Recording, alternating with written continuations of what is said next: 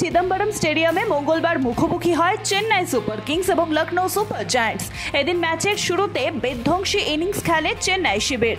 লখনৌকে 211 রানের টার্গেট দেয় তারা। ম্যাচে টসে জিতে বোলিং করার সিদ্ধান্ত নেয় লখনৌ।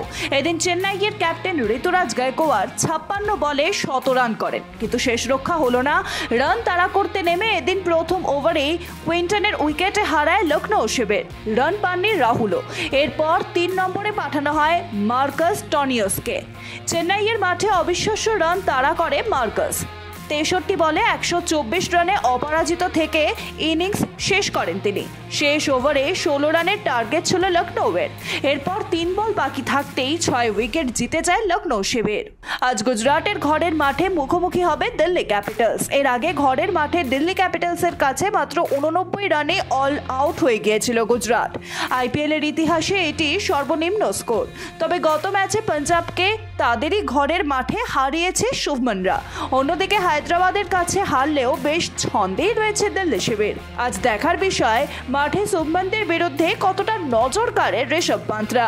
মঙ্গলবার এমএ চিদম্বরম স্টেডিয়ামে খেলতে নেমেছিল চেন্নাই সুপার কিংস সুপার ও লখনৌ সুপার জায়ান্টস।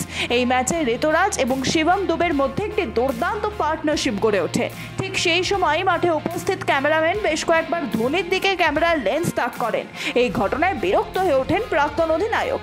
এরপরই জলের বোতল উঠিয়ে ক্যামেরাম্যানের দিকে তাক করেন ধোনি। যদিও গোটা বিষয়টি মজার ছলেই করছিলেন তিনি। আসলে ধোনি চাইছিলেন তাকে দেখানোর পরিবর্তে ম্যাচটা দেখানো হোক, যার জেরেই এই কীর্তি করে বসেন ধোনি।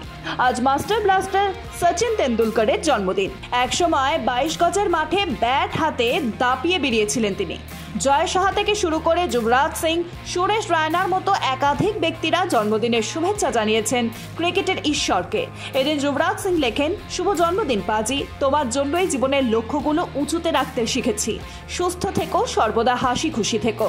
পাশাপাশি সুরেশ রায়নাও সচিনকে জন্মদিনের শুভেচ্ছা জানান। তিনি বলেন, তোমার কভার ড্রাইভের মতোই সুন্দর হোক তোমার জীবন। সারা তেন্ডুলকর ও ক্রিকেটার শুভমন গিলের প্রেমের জল্পনা বহুদিন ধরেই শোনা যাচ্ছিল। প্রায়শই তাদেরকে একসঙ্গে দেখা যায়।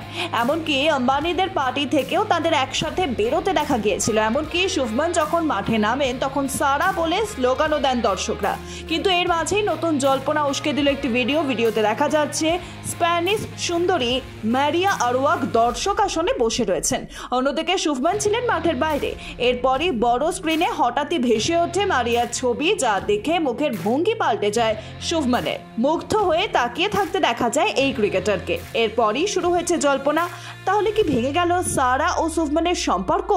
প্রশ্ন উঠছে নেট মহলে।